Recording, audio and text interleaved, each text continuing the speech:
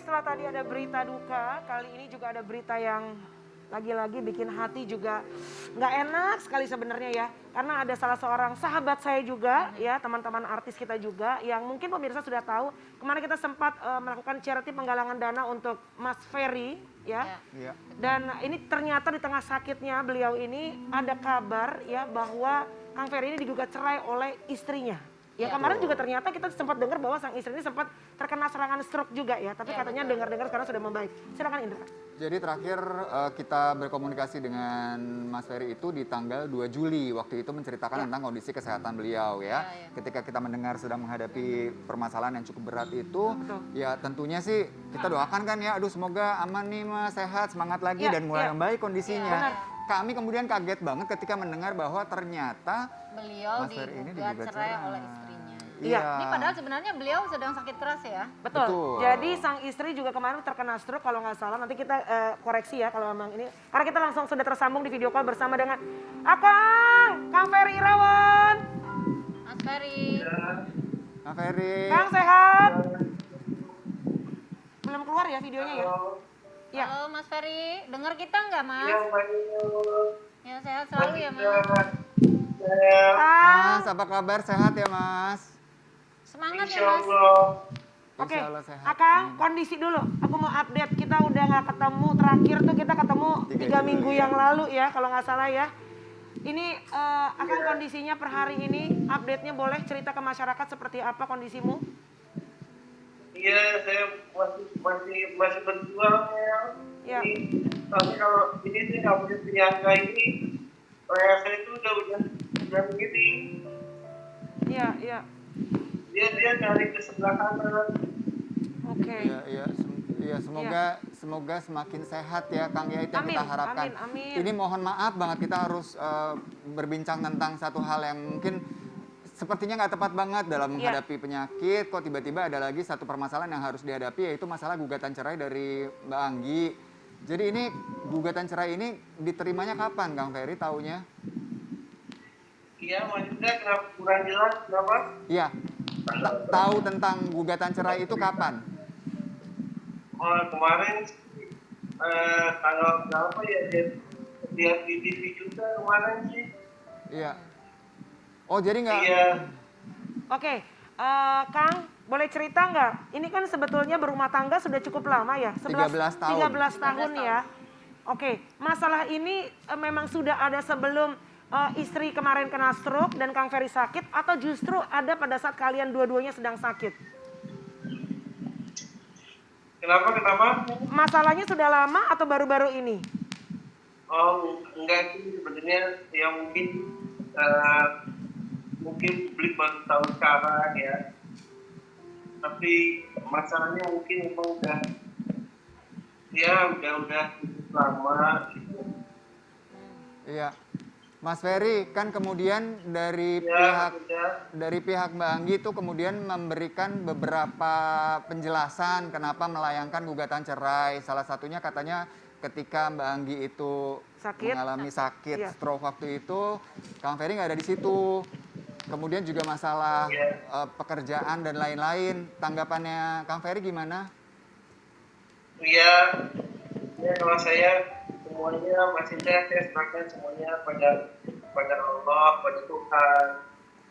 Semua yang tahu juga saya di sini tidak akan seperti membela diri atau bagaimana, enggak. Ya tapi banyak kok yang tahu saya ada di situ.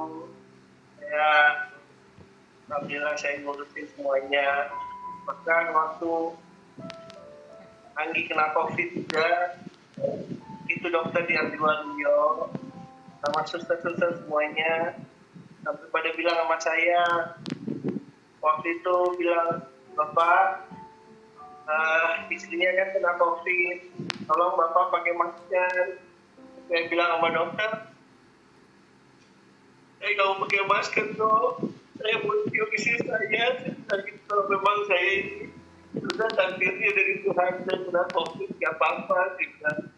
Saya istri saya tanpa pakai masker.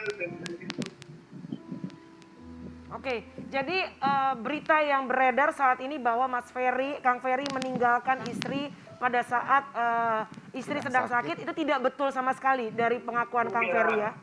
Oke, tapi maaf Kang, ini ada fakta visual tentang pengakuan Mbak Anggi ya. Boleh kita lihat dulu ya Kang ya. Ini dia videonya. Kamu terserah kamu, saya mau pergi. Kamu mau marah, mau apa sama saya mau ninggalin kamu. Pas dia ngomong gitu ya saya berpikir, oh kalau laki dong ngomong gitu udah selesai dong. Malu dong ngapain perempuan begitu kan. Sebelum saya kena COVID saya kan nge-stroke dulu. Mereka itu semua nggak ada juga yang busuk saya, cuma waktu di rumah sakit aja. Saya di rumah itu nggak ada. Dan Ferry itu memang pergi lagi cukup lama gitu. Dia nggak ngurus saya sama sekali.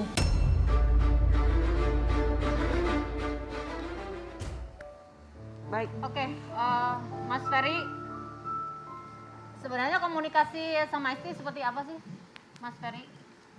Kalau sekarang, nah itu udah mungkin udah hampir tidak ada lagi komunikasinya untuk sekarang. Tapi ya saya sekarang kalau misalnya saya selalu menanggapi atau saya udah nggak mau ribut, saya nggak mau, saya itu udah capek, sudah, ya saya serahkan semuanya pada Tuhan, pada masyarakat. Silahkan mau menilai saya apa juga saya tidak apa-apa. Karena masalah rumah tangga itu hanya saya yang tahu isinya seperti apa, saya yang merasakan. Sakitnya seperti apa, saya merasakan. Senangnya seperti apapun, saya yang merasakan. Tidak ada satu orang, seluruh rumah tangga saya pikir tidak ada satupun yang tahu isinya seperti apa. Kadang mungkin dari luarnya terlihat bahagia, tapi dalamnya seperti apa, kita nggak akan ada yang pernah tahu. Iya. Baik. Baik. Akang, kita mendoakan lagi-lagi untuk Kang Ferry, untuk kesembuhan, diangkat penyakitnya sama Tuhan. Amin, amin, amin. Iya. Diberikan kesembuhan Amin, ya. amin, amin. Dan Saat ini apapun masalahnya mudah-mudahan Kang Ferry saat ini ya bukan egois tapi fokus dulu pada kesehatan badannya ya Kang ya. Silakan Ra. iya. Kang Ferry sehat selalu ya Kang. Iya. Salam buat Ya, Mas, keluarga. terima kasih. Baik, Ya. terima kasih banyak ya.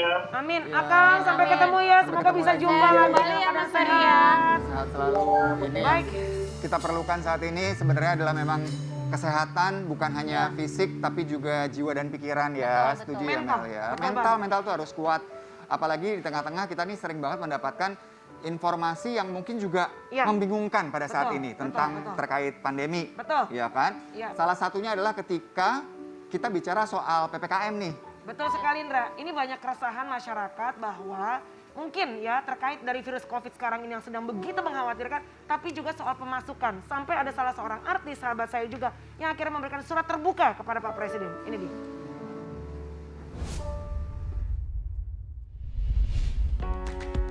Teman viral, baru-baru ini musisi berusia 39 tahun Didi Riyadi menghebohkan warga net dengan surat terbuka yang ia tulis untuk Presiden Joko Widodo melalui Instagramnya. Didi Riyadi mengutarakan ketidaksetujuannya atas perpanjangan PPKM atau pemberlakuan pembatasan kegiatan masyarakat di dalam surat tersebut. Drummer band Elemen ini menyampaikan beberapa poin penting di dalam suratnya. Di antaranya curahan hati, apresiasi, keprihatinan, serta pendapatnya tentang keadaan negeri saat ini. Sebenarnya apa sih yang mendorong Didi Riyadi menuliskan surat terbuka itu? Langsung kita viralin aja yuk!